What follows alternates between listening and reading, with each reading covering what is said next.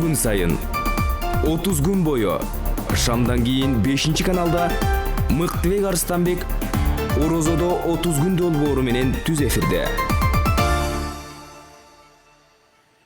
Аламдардын нээси жаратуучусу, ырыскы берүүчүсү, күзөтүүчү, жетелөөчү, ошо биздин ээбиз, биздин падышалардын падышасы болгон Аллахыбыз жана ага чексиз мактоолор айтабыз. Ошондой эле акыркы пайгамбарыбыз жер жүзүнө ырайым үчүн келген биздин жол башчыбыз, көсөмүбүз, Хазіреті Мугалимибиз Мухаммад Мустафа саллаллаху алейхи ва салламга салаваттар айтабыз. Андан соң ассаламу алейкум, урматтуу Кыргызстан.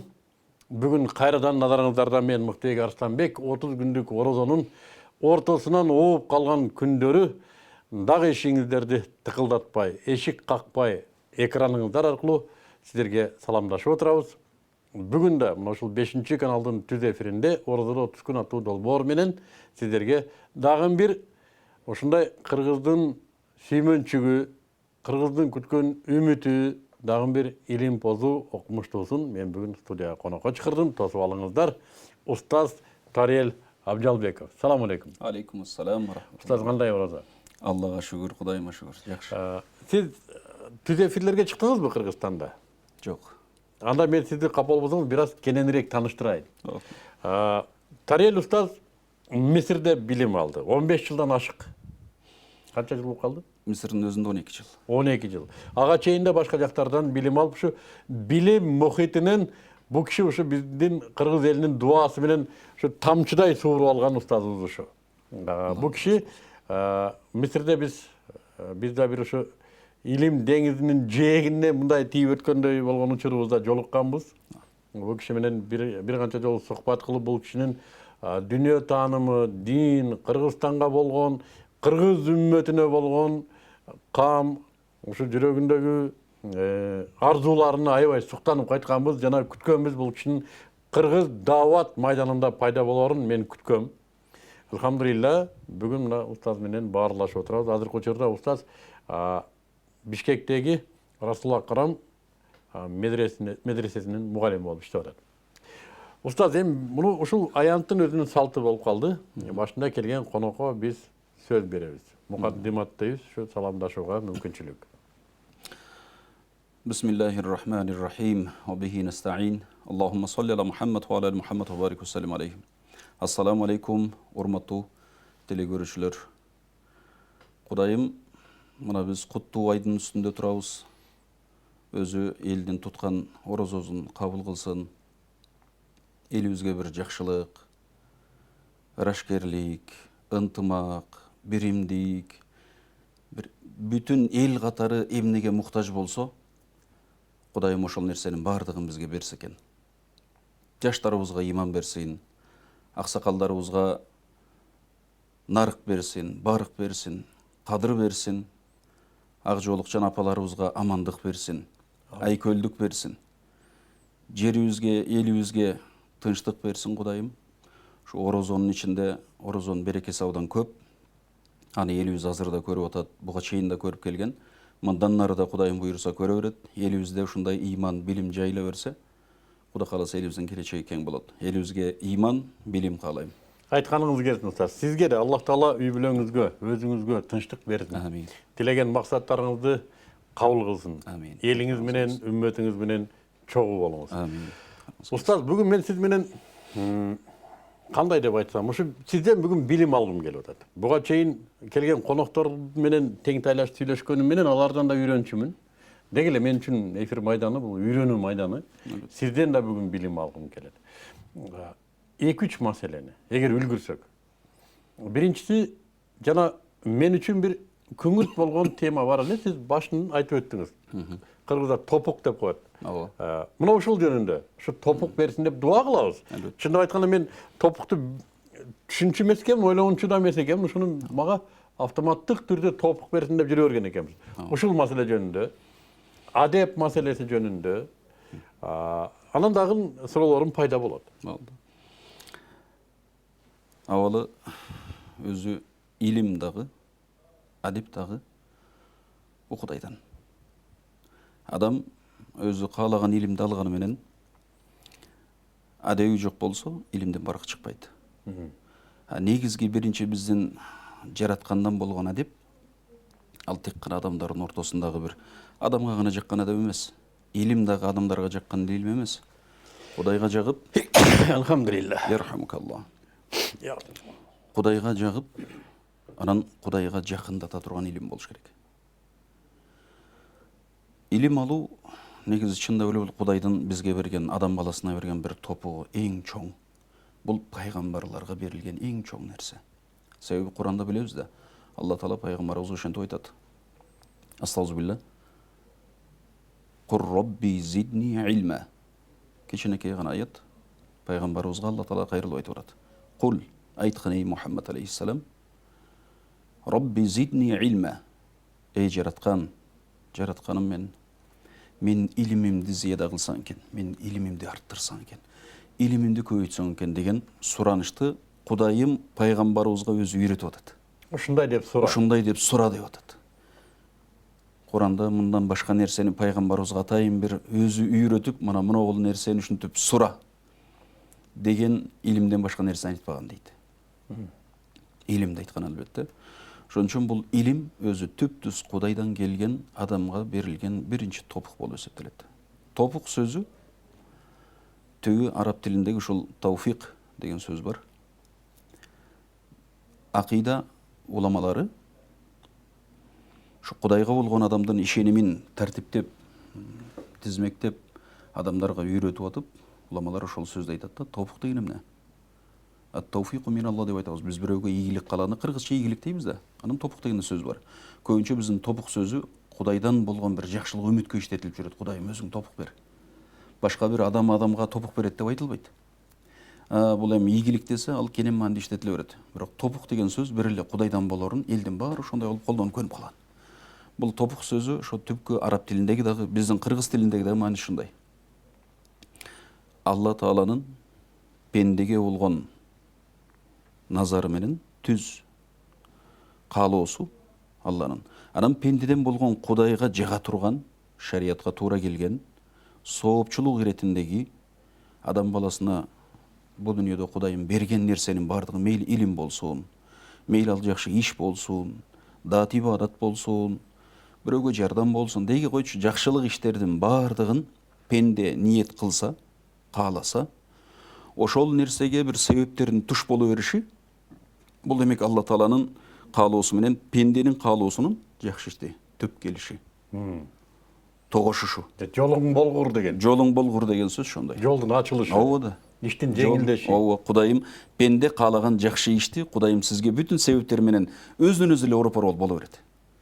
Ары кайрылас ниет кылдып чыктыңыз, астыңыздан эле ойлогон нерсеңиздин башталып калды. Биринчи кадам адамда кубаныч пайда болот.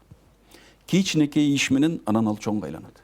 Бул Кудайдын топугу ошондой, пенденин жакшылык ишти каалаганда Кудайдын ошол ишти каалашы. Мен бир мисалды айтайын. Мына мен сиз менен кенен отуруп сүйлөшкүм келген эфирден. Биздин көрсөтүүнүн долбоордун талабы эки адам келиш керек. Бири светтик болуш керек, бири молдоке болуш керек. Ошондой түзүлгөн долбоор. Мен сиз менен маектешким келген устаз. Кенен.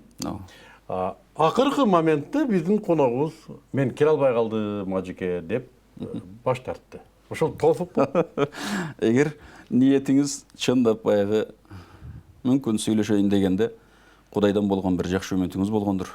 Ошого Кудайым туш кылган болсо анда муну топук дейбиз. Аллах разы болсун. Жанагы илим боюнча. Бул илим адам баласына берилген акыл эс, бул Кудайдын эң биринчи билимден мурунку белеги болуп эсептелет. Адам шариятта акыл эс болмоюнча ал ибадатка дагы, Кудайга сыйынууга дагы жарамдуу адам болуп эсептелбейт. Биз мукаллаф дейбиз шариятта. Акыл эси толук, балагатка жеткен адам, анан мойнуна намаз окуу, орозо тутуу, зекет берүү, ошон исламдагы фарздардын баары мойнуна жүктөлөт. Эгер акыл эси толук болбосо, анда ал адамга парз эмес. Ал адам мукаллаф болуп эсептелбейт. Демек ал адамдын күнөөкөр да болбойт десек болот эгер бир ката кемчиликти кылып койсо. Анан акыл эгер эси акылы толук болбосо. акылы толук болбосо, акыл эси толук болгондон кийин экинчи адамдын мойнуна парыз илиниш үчүн себеп болгон нерсе бул билим. Эгер адам балагатка жеткени менен акыл эси толгону менен 5 убак намаздын парыз экенин билбеди. Чөйрөсү ошондой болуп калды, укпады, кабары жок чындап эле. Демек ал мойнунан кечиримдүү болуп турат, качан билгенге чейин. Демек адам баласынын Кудайга жакындатып, мойнуна милдет илиниши акыл эс менен билимге байланыштуу болот. Биздеги мусулмандардагы эң биринчи пайгамбарыбызга жана Куранда айтылгандай, пайгамбарыбыз Алла Таала өзүнүн көрсөтмөсү менен сураган нерсеси бул илим болгон. Пайгамбарыбыздын үммөтү акыр кыяматтын үммөтү болгондуктан кыяматка чейинки канчалык адам баласынын акыл эси, билим деңгээли кай тараптан болмосун өнүксө дагы, бул биздин шариаттын талабы, мусулмандар ошону билиш керек. Илим маселесин тактап кетели, устаз. Илим дегенде бизде ушундай эмес, советтик идеологиянын калдыгы менен келатабыз дагы, эле. Илим дегенде эмнени түшүнөбүз? Илим негизи түпкү мааниси өзү бул да араб тили болуп эсептелет. Араб тилинен келген сөз, илим сөзү. Алла Тааланы биз мына алым деп да айтабыз, алим деп да айтабыз. Биз билимдүү адамдарды алым деп келебиз. Алымдар, уламалар. Илим сөзү бир нерсени тек гана билүү, адамдын идрегин, бир нерсени кабыл алып билүүсүн илим деп айтылат. Андан кийин анан илим бөлүнөт. Кудайга болгон илим, Кудайдын буйруктарына болгон илим, Кудайдын динине болгон илим, адамдын өзүнүн жаратылуусу жөнүндөгү илими, Кудай жөнүндөгү илими, Кудай жөнүндө түшүнүктү кантип калыптандырышыбыз керек. Дүйнө таанымды адам баласы кантип калыптандырыш керек.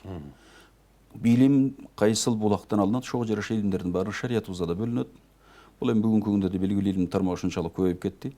Эски ислам уламаларынан бир алымдарынын жакшы айткан сөзү бар.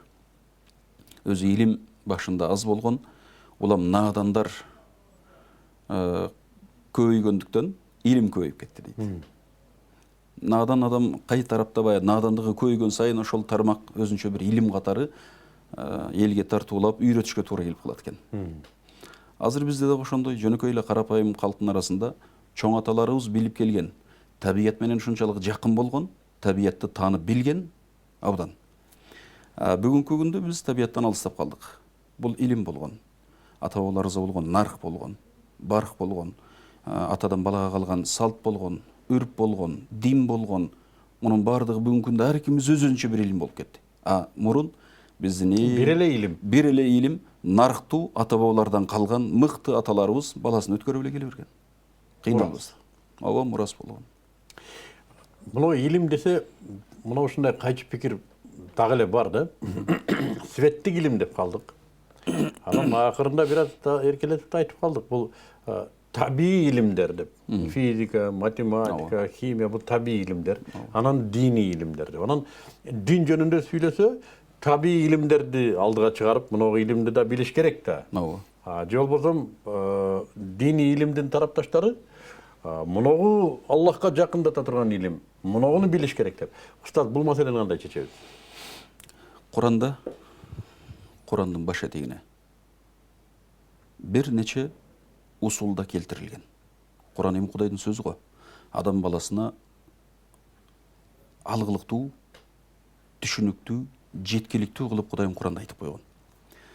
Азыр башында эми ал учурда Куран түшкөн учурдагы илимдердин бөлүнүшү өтө эле аз болгон. Улам азыр биздин заманда көбөйүп кетти. Бирок кайсы гана илимдин тармагы болбосун, Курандын ичиндеги айтылган карапайым сөз менен, жалпак тил менен айтылган чындыктарды, ал чындыкты биз абсолюттук чындык десек болот. Ошондой чындыктарды бүгүнкү биздин билим, илим деңгээли ушунчалык 21-чи кылымга кетип атып көтөрүлгөн учурда дагы тастыктап берип атпайбы? Жөнөкөй эле бир-эки сөз менен айтылган чындыкты ушунча кылымдан бери сүрүлүп келип, адам баласынын акылы терилип келип, канча деген чыпкадан өтүп келип, этегинде келип ушу Курандагы айтылган бир-эки сөздү тастыктап атат. Табий илимдер. Табий илимдер. Бул эмне сыр бар мында? Куран негизи Кудайдын өзүнөн чыккан нерсе. Бул шариятта биз айтабыз, эгер Кудайга жакындагың келсе, анда Кудайдын өзүнөн чыккан Куранды карман. Түп-түз, эч нерсеси жок. Табият эгер Куран бул Кудайдан түшкөн кабар болгон болсо, бизге жеткире турган Кудайдын буйруктары болсо, табият Кудайдын жаратылышы. Экөөнүн булагы бип-бир. Кудайдан келген нерсе. Негизи бул бири-бирине карама-каршы келбеш керек. Логикалык ой жүгүртүүгө салсак деле ошондой. Эгер Кудайдан келген болсо, табиятты бул аламды Кудай жараткан болсо, Куран Кудайдан болуп атса, пайгамбарлардын баардыгы Кудайдан келип атса, эмнеге ортосунда карама-каршылык болуш керек? Мына кылым карыта ушунчалык убакыттан бери адамдар жокко чыгарып келген нерсенин баарын, адамдын жанын, мусулмандар аны мындан 1400, мына быйыл 1439 жыл. Пайгамбарыбыздын Меккеден Мединага көчкөндөн кийинки хижрат жылы эсептейбиз. Ушул ай календары менен эсептелсе, мына 1439 жыл, 39 жылдын 9 айы Рамазан айында отурабыз. Ушунча жылдан бери Курандагы айтылган нерсени мусулмандар эч бир илмий ачылыш менен кубаттабай эле, тастыктабай эле, бирок айтылган нерсеге айтылгандай ишенип келген. Алардын ыйманы ушунчалык бекем болгон. Ошон үчүн пайгамбарыбыздын жанындагы 4 шалиярдын улуусу Азирет Абу Бакырдын ыйманын пайгамбарыбыз айтат. Эгерде Абу Бакырдын ыйманын таразанын бир жагына койсок, бүтүн кыяматка чейинки чыга турган мусулман үммөтүнүн ыйманын чогултуп туруп таразанын бир тарабына койсок, Азирет Абу Бакырдын ыйманы оор болот деген. Алардын ыйманы ошондой болгон. Алар бир ачылыштарга карап ээрчиген эмес. Андай ыйманды шариятта ошондой ээрчиме ыйман деп айтылат. Ыйманы таклиди дейбиз. Мындай ээрчиме ыйман бир жагы кичине коркунучтуу ыйман болот. Таасирленип эле. Таасирленет да.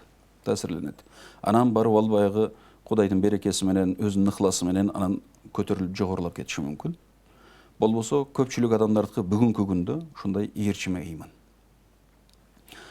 Алла Таала бул табият менен шариятты экөөнүн бип-бирдей эле, экөө эки китеп. Куранды Кудайдын шариятыбызды ошентип айтат. Куран бул Кудайдын бизге мындай ачып, карап окуй турган Кудайдын сөзү. Кудайдын китеби да. Бул табият дагы Кудайдын китеби. Мен да айтам устаз ушуну. Физика эмне десе, кубулуштар жөнүндөгү илим. Ооба. Кубулуштун нээси жаратуучу. Албетте. Зат алмашуу, химия, зат алмашуу, кубулуш. Ооба. Ошол эле физикада оптика, жок математиканы караңыз. Ооба. Аллах субхану ва тааланын өлчөм табияты жөнүндөгү илим. Ооба. Логарифм, интеграл. Мен да таң калам, бул илим, табий илим Аллах тааланын бар экендигине, анын Куранынын акыйкат экендигине тастыктама болуп турат. Тастыктама. Кантип кайсы учурда бирине бири каршы туруп калды, мен билбей калдым ошо. Бул менимче тарыхты адамдардын көпчүлүгүнө маалым. Бул христиан дининдегилер менен айрыкча ошол 15-кылымга чейин кайта жаралып, бая жаңылануу дооруна чейин абдан эле тирешип келген. Себеби аларда ошондой түшүнүк болгон экен, эми тарыхка баары эле белгилүү. Бирок биздин ислам дининде пайгамбарыбыздын динди жайылтканынан баштап эле биз билебиз да. Азыркы биздин замандагы белгилүү чоң илимдердин түбү, ачкычы мусулмандардын колунда болгон. Илим менен ислам ортосунда карама-каршылык. Эч кандай карама-каршылык жок. Кийин гана христианчылыкка такап туруп, исламда да илимге караңгы мамиле кылат. Караңгы мамиле кыла баштаган. Молдокелерди ушундай бир келек, караңгылыктын символу катары көрсөтүп, карикатуралар менен ушинтип.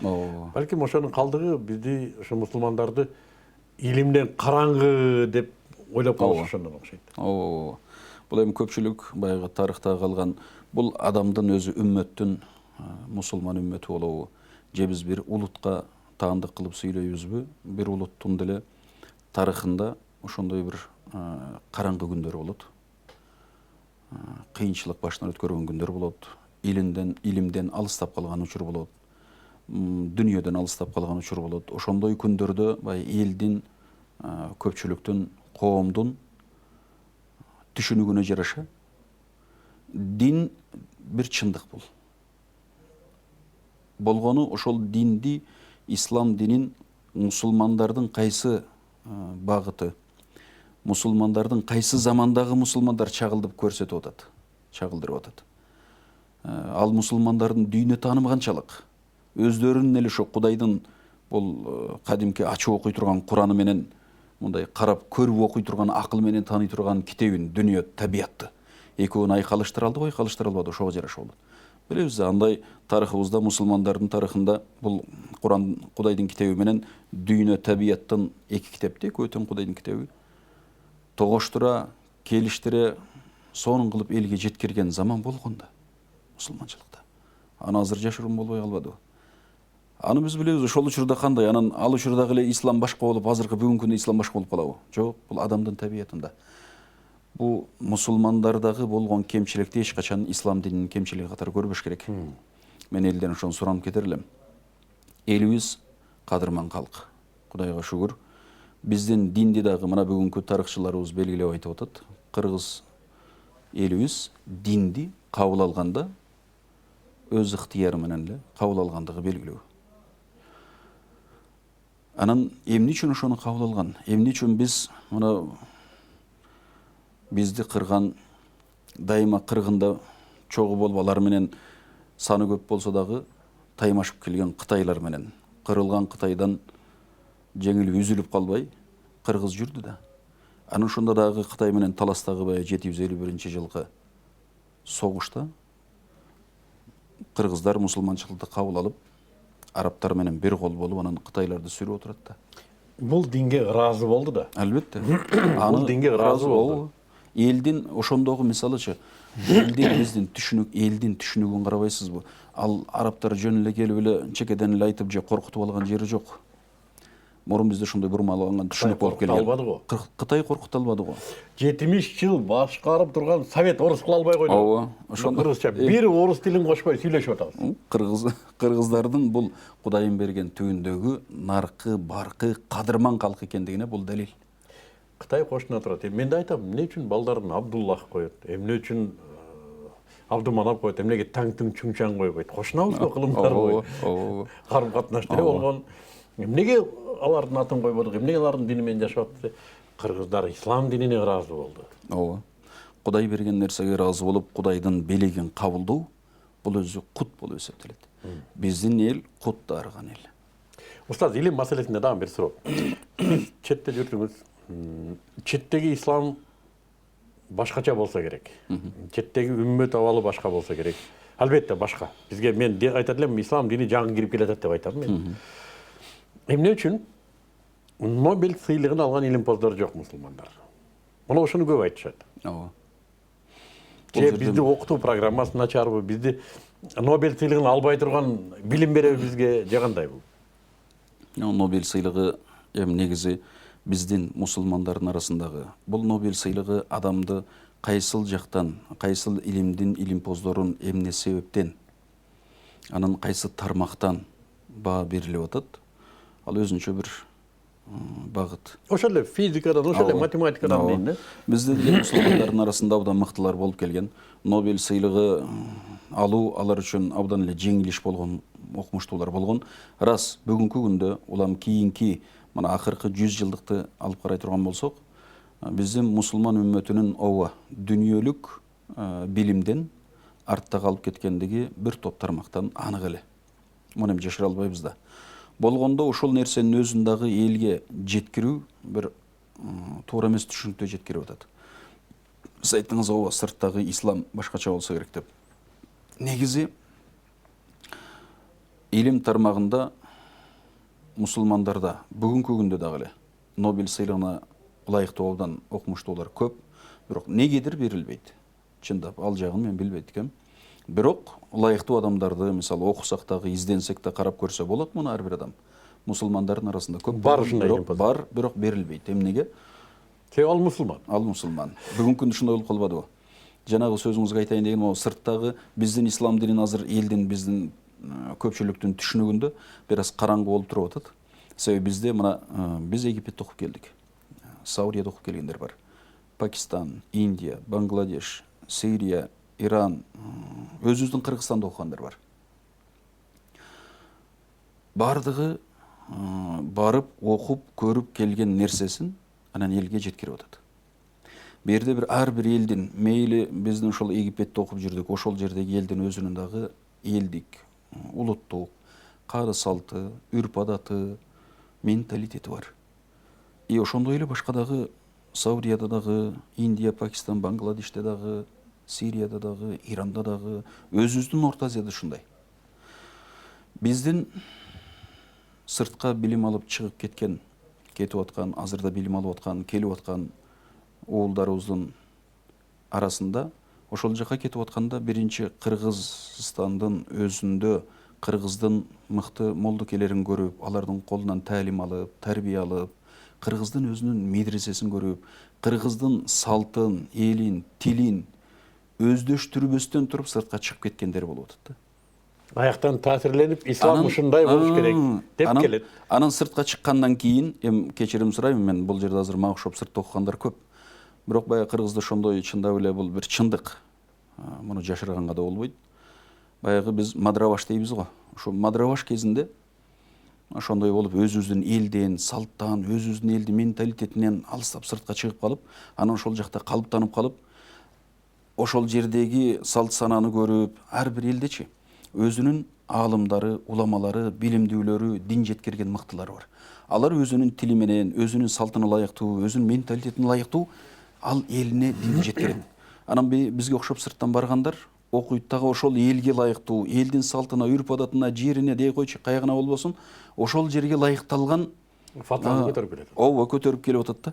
Анан Кыргызстандын ичинде азыр элибиз кимди ээрчирин билбей калган учур көп болуп Бирок бул устаз диний гана талаада эмес. Жок, Бул жалпы көрүнүш экен. Ооба. Миграция маселесинде. Үйдө газ плитасы жок үйдөн кеткен кыз Москвага барып иштеп атат да. Ооба. Анан Москвадан анан кийин көрүп, жашоо мондой экен деп келтирип, бияк анан орусча 3 тыйындык не найдется деген сөз ошол пайда болду. Ооба, мен ошону жалпылап айткым келип атат. Мына биз баягы мен өзүмдүн жаатым, өзүмдүн тармагым ушу диний тармак болгондуктан бул жактагы адамдарды көбүрөөк көрдүм. Ооба, ушундай бар. Биз окуган эле ошол Египетте бар. Ошол жерде дагы ушундай болуп, жаш болуп балдар барып, анан өзүбүздүн элдин маданияты менен, өзүбүздүн элдин каада салты, үрп адаты менен динди айкалыштыруу абдан эле кыйын болуп калып атат да. Бул дин тармагында Өзүнүн элин билбей кеткен. Өзүнүн элин билбей кетип атат да. Сиз айткандай андан тышкарычы, мына бизде Европага кеткендер бар. Океандын ар жагына кеткендер бар. Европаны сыйнат, кыбыла. Анан бул Россияга кеткендер бар. Мына азыр Кытайга кетип атат. Ушунчалык жолдор ачылып атат. Биздин балдарды өзүбүздүн элдин ушу мектеп жашындагы баланын бир 15-16га жеткенге чейин эле кыргыздын өзүнүн тили, дили, дини, салт санасы, үрп адаты, наркы, баркы бардыгын биз тарбиялап, ошону жеткиргенди үйрөнбөсөк, калыптандырып алганды үйрөнбөсөкчү, анда өзүбүздүн элди келечекте жоготуп коюу коркунучу. Анын үстүнө мен ойлойм агай. Ошо балага тапшырма дагы бериш керек го. Сен мунуга эл үчүн үйрөнүп кел. Сөзсүз. Аякты үйрөнүп келбе, сен эл үчүн динди гана үйрөнүп кел. Мунуга келип сен бизге молдолук кыласың. Аяка молдолук кылбайсың. Ооба. Аны үчүн бул жерде азыр кандай болобузун, бизге ушундай бир кыйынчылык абал туура келип калып атат. Абалга туш болуп калып атабыз.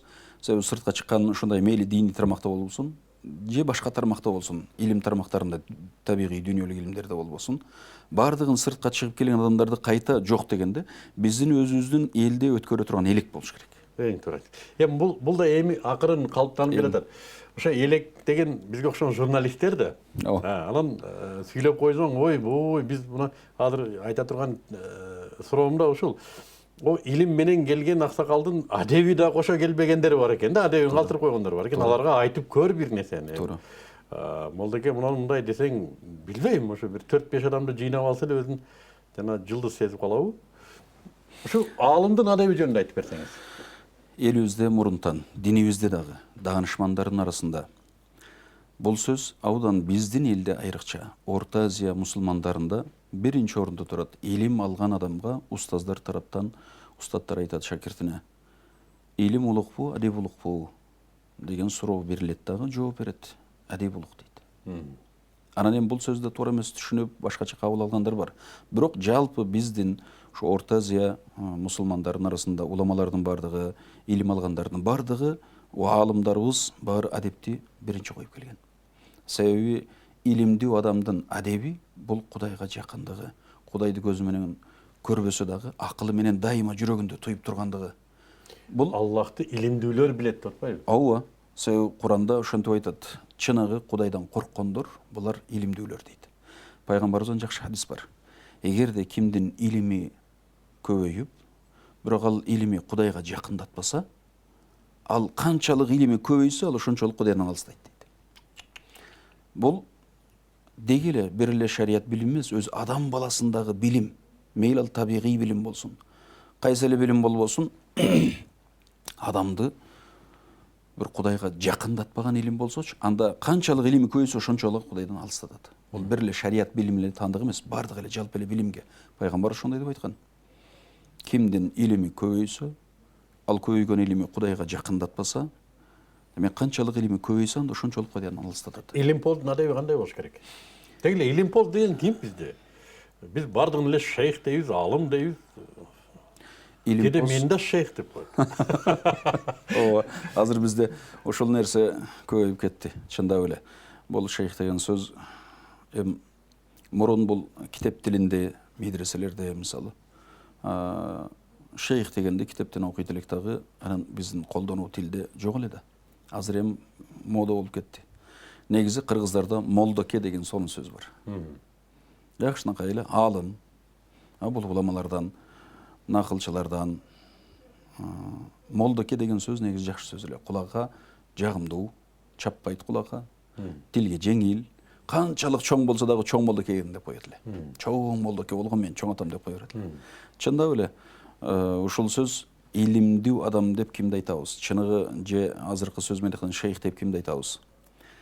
Шарият көз карашы менен илимдүү деп биз билген нерсесине амал кылган, сөзсүз билген нерсесине амал кылыш керек. Анан ошого элди чакыра билиш керек. Анда бул адамды илимпоз десек, илимдүү десек болот. Адеп жөнүндө сүйлөсө, өзү адептүү болуш керек. Сөзсүз. Сөзсүз. Себеби ал адам жалганчы болуп калыштан коркуш керек да. Азирети Абу Ханифа, имам Азам рахматулла алейхи, ошондой деп айтышат, бирде өтүп баратса, ага чейин ал киши айтат, түндүн жарымын ибарат менен өткөрүшкөн. Анан бирде өтүп баратса, бияктан бирөө айтат экен, мына күнү көрдүңбү деп ишара кылып, бул киши түнү менен ибарат кылат. Деген сөздү кулагы чалып калат. Ооба, Абу Ханифаны. Анан уламалар айтат, ошондон кийин Абу Ханифа, имам Азам рахматулла алейхи, түнү менен ибадат кылып баштаган экен. Мен адамдарды жалганчы да кылгым келбейт. Адамдардын көзүндө жок нерсени, жок сыпатты мага тагышын каалабайм деген. Биздин бир устаздар ушундай дейт. Эгер сен жөнүндө бирөө жакшы ой пикирде болсо, ошонун ой пикирине туура келгенге аракет кылган. Бул адеп болот дейт. Чындап ушундай. Анын күткөнүн акташ керек. Күткөнүн акташ керек. Себеби жакшы адамдан, билимдүү адамдан, илимдүү адамдан эл ошону күтөт да. Жакшылык күтөт. Билимдүү, илимдүү адам ошого төп келсе, анын үстүнө элдин назарында жоопкерчиликте. сөзсүз. Эл бул илимдүү адам экен деп шилекейин коюлтуп карап отура берет. Анан минбардан түшкөндөн кийинки кылыгын бардык эле биле бербейт. Анын артында Кудайым сактасын. Томолоктоп көп алган камырдай болгондор да бар. Ооба. Ал чындык. Дагы эмне адептер бүгүнкү күндө бизде маанилүү? Адеп негизи бул адеп сөзү. Бул сөз дагы түпкү араб тилине барып такалат. Адеп сөзү. Биздин адабият, адептүүлүк, адамдагы өзүнүн аdebi, адеп да көп тармактуу болот. Адамдын биздеги бая жалпы кийин маданият деген сөз менен калыптанып калбадыбы? Ушул маданият сөзү арабтардын сөзү түгү. Мадина деп билебиз да, пайгамбарыбыздын шаары. Мудун деген шаарларды айтат. Маданият деген бул ушу шаардык, адептүү, илимдүү, алдыдагы, өскөн, өнүккөн деген маанини маданият өзү ошондойду берет. Кай тармакта болбосун. Биздин адеп дагы эле бул адептүүлүк ушул маданият болуп эсептелет. Мейли адамдын тилинде, мейли адамдын баскан турганында, кылган кыймылында, көз карашынан бери, бирөөгө кылган мамилесинен бери, деги эле жашоосунда адамдын адеп бул эки мындай бир абалга туш келип калса, жана биз эки жолго туш келип калса, кыскасын, туурасын тандагандай, адептүүлүктө сиздин жашооңуздагы туш келген ушундай нерсенин ичинен эң жакшысын, кулк мүнөзүнүн да жакшысын тандоо, сөздүн да жакшысын тандоо, мамиленин да жакшысын тандоо, деги эле адам баласынын жашоосундагы туш келген, алдынан чыккан нерсенин жакшысын тандап, ошол менен кошулуп жүрүү бул адеп болот эсептейм. Аллах разы болсын. Устаз, берилген уақыт şu майдандын аягына чыгып атат. Эгер алдыңызда мен адепсиздик кылган болсом кечирим сурайм.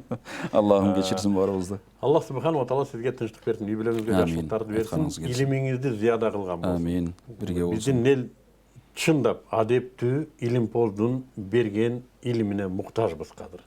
Чындыгында биз эң адептүү көркөм мүнөздөгү окутуучуга муктажбыз. Албетте. Аллах субханала тағала сизди ошондой устаздардан кылсын. Амин, айтканыңыз келсин. Эми жана молдоке дедиңиз го. Ооба. Мына Кыргызда ушундай бир нерсе бар.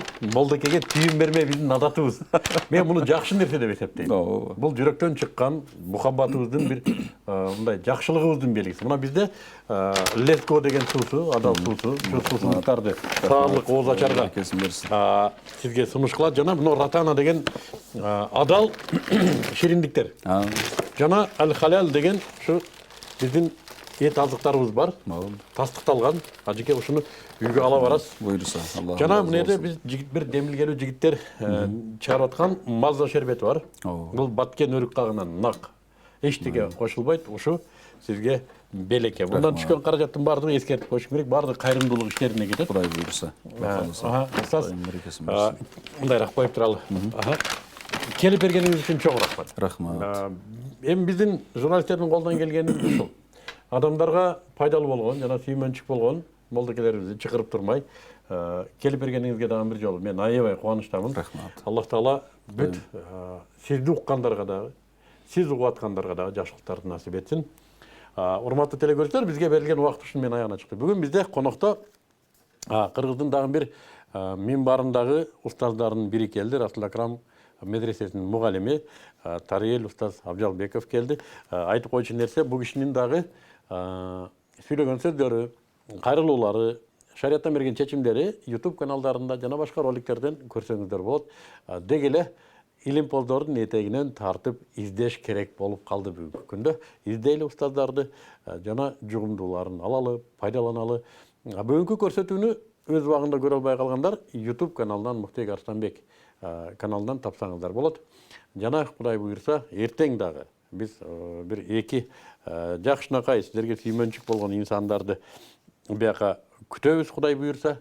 Азыр аттарын айтпай эле коеюн. Жалганчы болуп калышпасын бүгүнкүдөй. Бирок Кудай буйрса бул көрсөтүү эфирге чыгат иншалла. Анда Аллах таала бүт баарыбызга жакшылыктарды насип этсин, орозобуз кабыл болсун. Баарына салам айтыңыздар. Салам алейкум.